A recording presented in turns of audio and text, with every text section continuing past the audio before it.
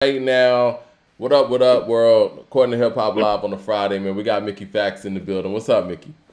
Smicky, what up, what up, what up? And Coop in the building as well. We're gonna be What's talking the good? narrative, man. The narrative dropped this shit. I don't want to say today at midnight. Yesterday, last night at midnight, Friday, and yeah, Mickey Factz, Nottz, and Blue from the West Coast, man. Tell us a little bit about how the narrative came together. Yeah, I mean, the narrative came together, just me and Blue being on tour and me suggesting that we do an EP. And he was very receptive to it. So we began to have these talks and conversations on what it would be and what it would sound like and who should we work with. We had a whole bunch of different producers in mind, but we decided on Nottz. And he delivered as he usually does because it's Nottz. Definitely, definitely. I was gonna ask too, man. Like, I know you said on your Drink Champs episode that that was your first time meeting Blue. Like, Yeah, that was my first time. Was that my first time meeting him? No, my first time meeting him was at the Brooklyn Hip Hop Fest. okay, And I was a cocky guy back then, man. And they had me going on before Blue.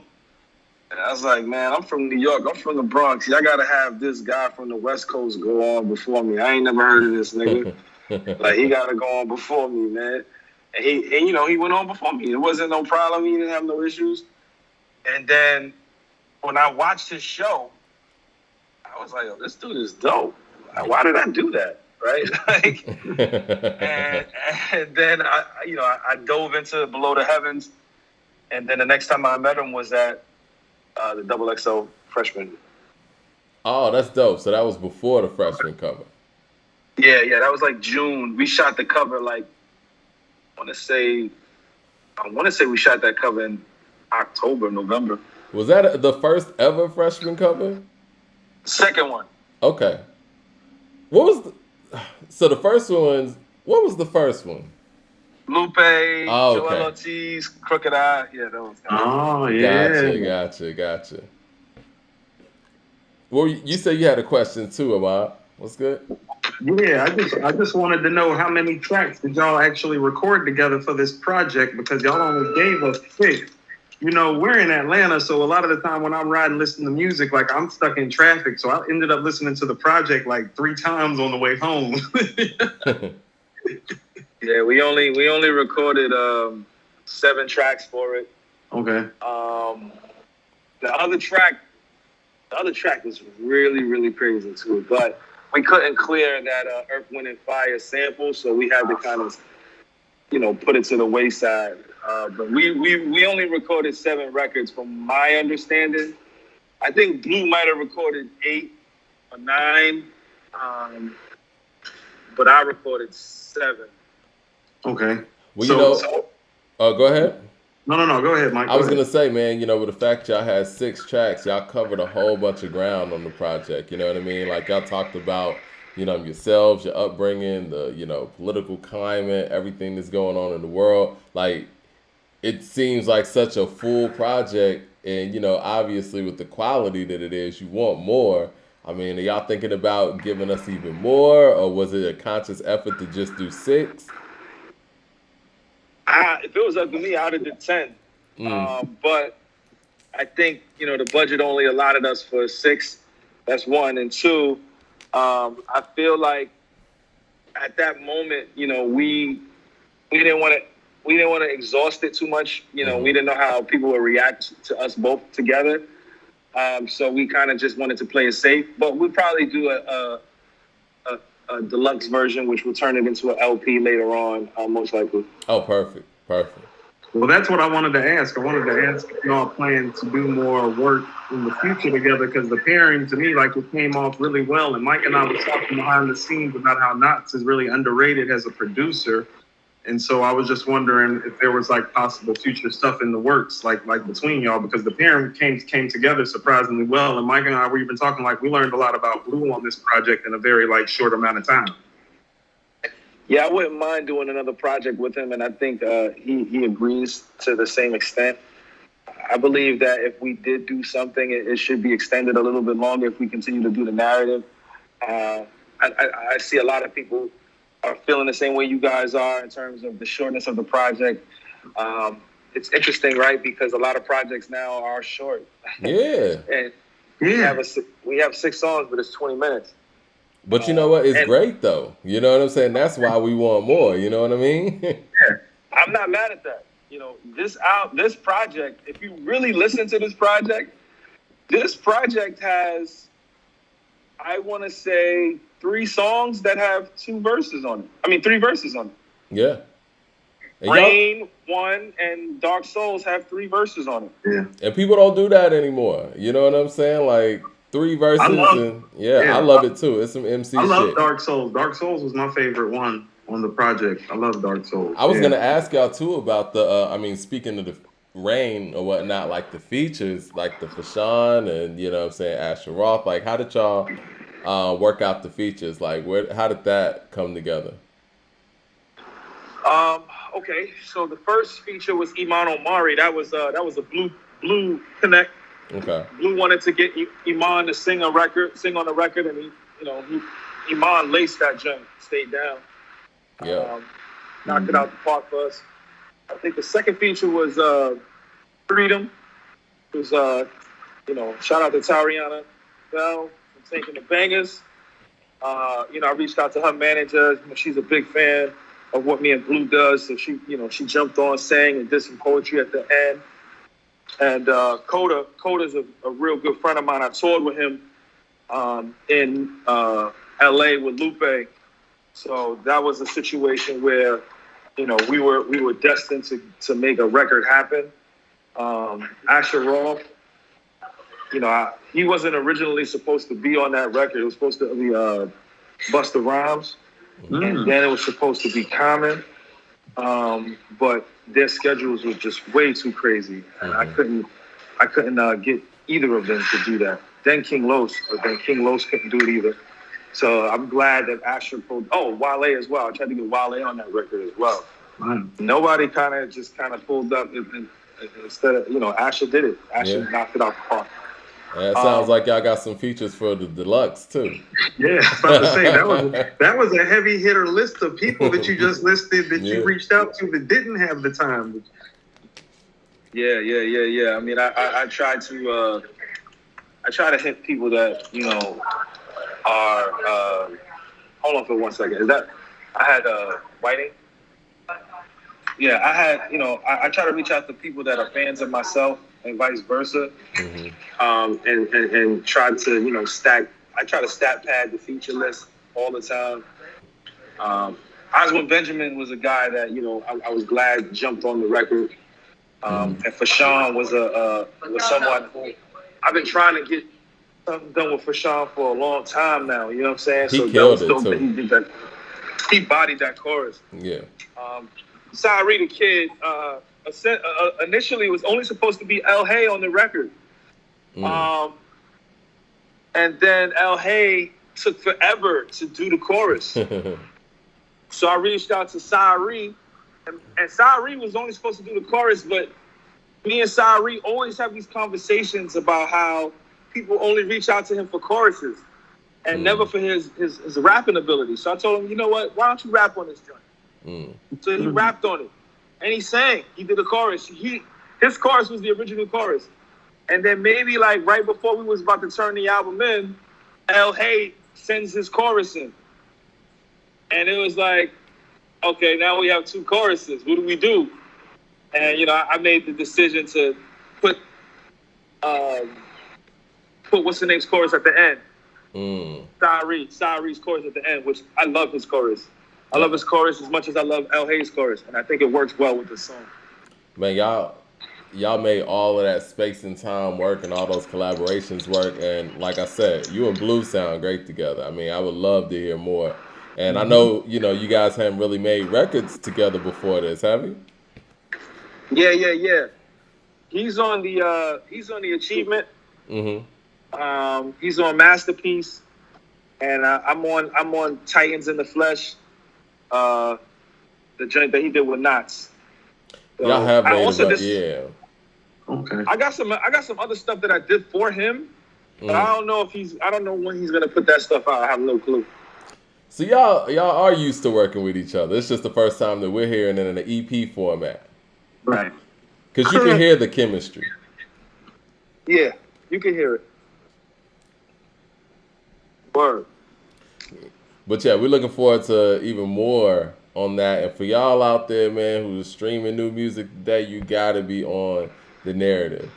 And look up either Mickey Factz, Blu Nottz. I mean, the combination's lethal, man. We're looking for more music, you know, from the three of you guys. And I mean, I loved it, man. Like Coop, man. I listened to it about 5 times today. Yeah. Six I tracks is perfect. was gonna ask you, Mickey. I mean, what do you have next? Just outside of like any potential deluxe project, do you have anything else in the works right now? Yeah, I start working on 2 EPs next week, man. Mickey, Trying stay to working. trying to drop one more time before the year is up. Okay. And then finish up this Mickey Mouse Part 2 project. That's gonna probably drop March next year. And then, that whatever the second EP is that I work on next year will probably drop a couple months after that, maybe July, maybe August. Then, I have collaborative EPs and projects that I want to just sporadically release. The Mouse project is probably one of the bigger things that I'm going to have drop in March. But I do want to give the people something in between that. Well, as a fan, I would love to hear a Mickey Factz and Lupe collaborative effort, but I don't know if that's gonna happen, or or if you would even tell us if it was gonna happen. So, man, if that was to happen, I would be as happy as y'all would be, because I think that's the only thing. I don't know why he doesn't want to do that with me. He always feels like I'm gonna try to have the best verse or something like that. Nah, I just want to make good music with my bro, man. That's all I want to do. Yeah, I mean, y'all always bigging each other up, and everyone knows how lethal of lyricists y'all are, and I mean, it's only right. It's only right. I think the fans are definitely finally ready for it. I know you guys have been ahead of your time for a good decade now, but I think the fans are finally ready for something like that. I agree. 100%. 100%. Yeah, Lupe, let's get it done, man. Mickey said he want to get it done. Let's get it done. Hey, speaking of which, so let me ask you something right quick. So Mike and I were talking about this behind the scenes, like with the style of music that you make, we just feel like it's just becoming more like popular and current again. And in the midst of all this, were there's ever like any moments where you felt just like lost in the shuffle a little bit? Because this project feels really fresh and really new, but it's got kind of like an old school aesthetic to it, but in a good way, like in a positive way, in terms of like there's depth and content, and you find out about the artist when you listen to the music, Right. I mean, it's always interesting when you're trying to give the people something that's fresh, but still give them something nostalgic and something that they can hold on to. Right. That is reminiscent of what they fell in love with. It's interesting, man. I'm always trying to think about how can I do something that not only invigorates my fan base, but also pushes the thought process of creativity. I feel like the narrative was very straightforward. There wasn't. It was content-wise, it's top tier. But I didn't really do anything. Me and Blu didn't really do anything that was outside of the norm that would shock people. I think it's just great music. Like, yeah. When I say shock people, that's not a slight to me or Blu. It's like there wasn't like an A- on there. There wasn't like a 414 words on there. You know what I'm saying? Like it was just something that was, we were just. I think the closest thing that you're gonna get to that with us on that album is freedom. Right. But we just keep flipping the word free, and explaining that. That's probably the closest thing you're going to get to, like, die-hard concept-driven stuff. And, I did my best, not as great as a producer is. It's a little tough to kind of switch the flows up a little bit with Nottz beats.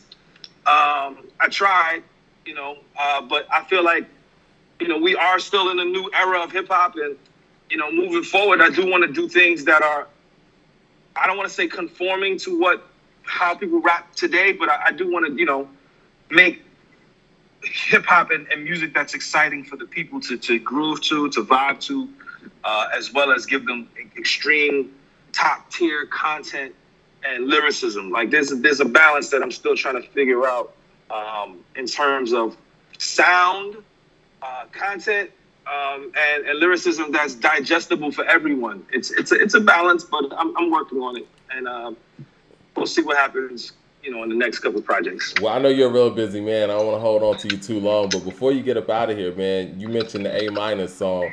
For the people who hadn't checked that out, I mean, you got to check it out. It's lyrically crazy. Explain a little bit about A- to the fans out here. Yeah. A- was it's a song about the letter A without using the letter A, man. We break down the origin and what the letter A means to society and hip hop and just the English language. And, I break down all of that without using any words that contain the letter A. I think that's just a concept that, is just fascinating on all levels. And it's layered very beautifully. It's amazing, man. For anybody who hasn't checked that out, make sure you go check out Mickey Factz, A-, and make sure you go check out Mickey Factz, Blu Nottz, The Narrative. It's a beautiful piece of music. And yeah, 6 tracks. You'll end up listening to it like 5 or 6 times like we did. Back to back. Having fast. I was halfway through the second time. I was like, oh, hold on. I was like, I'm on the second run. I was like, yeah. I was like, okay, it's dope. Yeah. So we sorry about that, but we're glad that the people enjoy it. That's what matters. Just a question for you guys: like, what do you feel like a good time for an album is, like lengthwise? Because I think that album is 20 minutes. So what do you guys think is a good time for an album? I think about 30, in my opinion. I know we've had this conversation on our show before. I think what what Pusha T them did with Daytona, 7 tracks and all that, get in, get out. I think in the digital era it's perfect because it gives it that replay value immediately. That's my opinion. Yeah, I think Mickey Mouse 2 is probably going to be about an hour and 20 minutes, maybe an hour and 30 minutes. It's going to be a long project, man. Maybe not. You building up for that one. I'm building it up because it's a story. It's really like a movie. So I would love for it to be an hour long, but it might go to an hour 20. It really might. It's that good though. It's really, really good. One of the fans in the YouTube room says 40 minutes. Andre Shashir says 40 minutes for a track. For an album. So yeah, I think are you making this a double disc, or do double disc even exist in the digital era anymore? I don't think they exist anymore. Yeah. I think it's all digital, and I'm trying to figure it out. I feel like this story needs to be told. I don't want to be hampered by length of song, length of track listing, right? Like right now, currently it's 18 songs deep. Three interludes, 15 songs. I'm thinking about adding an extra song on there, an A- style concept song to make it 19 records. When it's 19 records, you're looking at about an hour 20 minutes, but it's beautiful. Well, we're looking forward to it. It is one of the most beautiful pieces of music, storytelling wise, that you will ever hear. Dude, ever. You're on an incredible run right now. You know what I'm saying? Keep that momentum going. I know you writing every day. And you know what I'm saying? I know during the pandemic, you were shooting video content every day, bars every day. So yeah, you're in an incredible flow right now. And yeah, I'm sure Mickey Mouse is going to be amazing. Yeah, absolutely, man. Absolutely. Well, thank you guys. Make sure you guys go pick up The Narrative. It's only $7. I would love for you guys to purchase it, but if you can't, due to financial reasons, stream it, man. And if you ain't got no streaming platform, and share it with somebody who does, and spread this good word so I can